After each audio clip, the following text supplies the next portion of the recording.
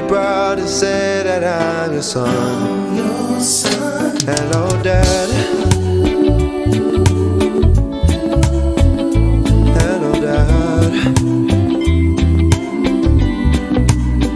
Now when things started, it was very different. You tried to teach me things, but I didn't listen. A summary of conflict and conflict resolution. I'm sure Noel. Okay. Coperal of police. Oh, Coperal. All right. Yes. Number 356 attached to the community relations department. Beautiful. Yes. Sometimes we see the police as the supreme authority, but going deep into how the police get the wisdom and the inspiration to go about dealing with conflict, we must first think about the Creator. And without God involved, then it would be almost virtually impossible for us to go about solving conflicts. So when we think about the police force, the genesis of policing, we think about strength. We think about police recruiting some powerful men. The most, tough guys. Force, yes, because the whole idea of police force maybe was to intimidate and to create that sense of fear in the people so that they wouldn't react, in this sort of aggressive and violent manner. But over the years, policing, has evolved, and we use a lot more tact in the way we go about, resolving conflict and solving crime generally. And so today, we have different methods that we use to go about solving conflict, violence, and crime generally. But conflict, let's look at everything as a conflict. So we have the law. We can use what the law prescribes. For instance, so a family gets involved in an altercation, the police can just go out and arrest and charge. But at the end of the day, does that violence stop or cease? No. So we recognize the need for a more, in-depth involvement of the police. And so sometimes we do what we call referral. Yes, because we have, people like Dr. Pachu and Reverend James and others who provide that sort of, psychosocial support for us to keep going. And over the years, Reverend James can tell you that my department in particular have been involved in a number of tactical, ways in resolving conflict. So what we would do is not only leave the aggressor to suffer the wrath of the law, but we would try to see how we can get help for him. Call him into the office, have a conversation with him. People tend to see the police, as I said before, as just we go there and we arrest and bring to prison and bring people to the court, to seek justice and so. But we get deeply involved in families and lives because we recognize the trend. And when we have, families that are not properly meshed together, we have a society of chaos. So we do a lot of what we call case conferences. So a husband and a wife get involved in a situation that, a crime may be committed, but sometimes instead of just charging, you get them to come into the office and you ask questions. Why? When did this start happening? How long has it been going on?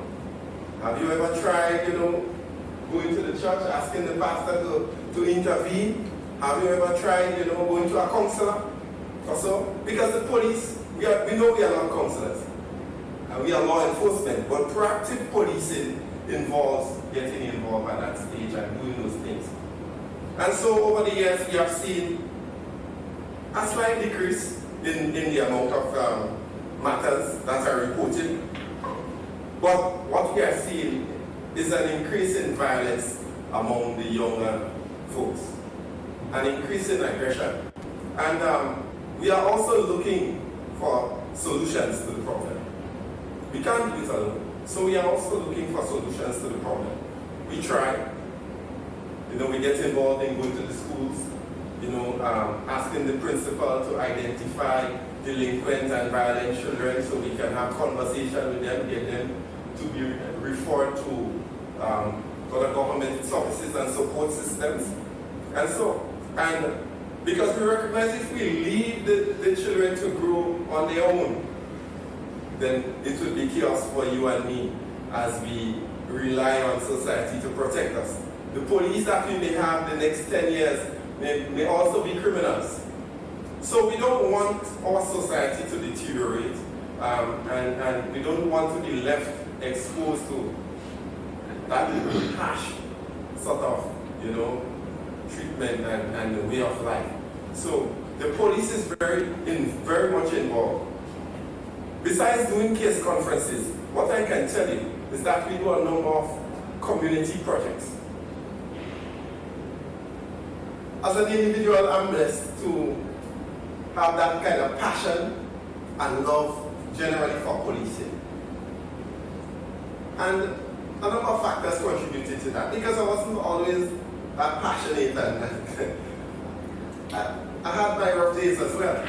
But what I can say attributed to my change in life is the whole issue of getting that sort of training from the police force. Because before I wanted to be a teacher, to be honest. But thinking about the way children react and, saying, if I go and teach, maybe I might be able to take that sort of, yeah, that sort of, children react these days, aggression and stuff from children. So I said, let me go to the policing. And the intention of going into the policing maybe was not the intention I have now. Because I went in with some expectations that, working in different departments, I would have seen different things and changed.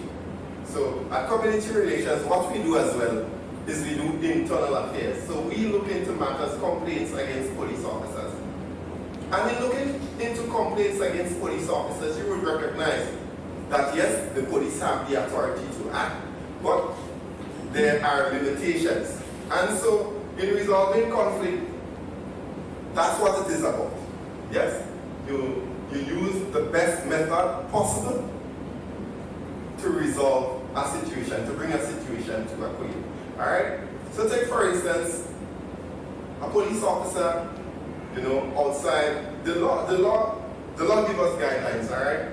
So we operate in guidelines according to the law. So a police officer outside on duty, patrolling with a firearm, attached to his holster in his waist, and a civilian, would look at him and say, move the Babylon. Yeah? And the police officer would react by maybe taking his short gun and striking that man or pulling the fire and pointing it at him and so on.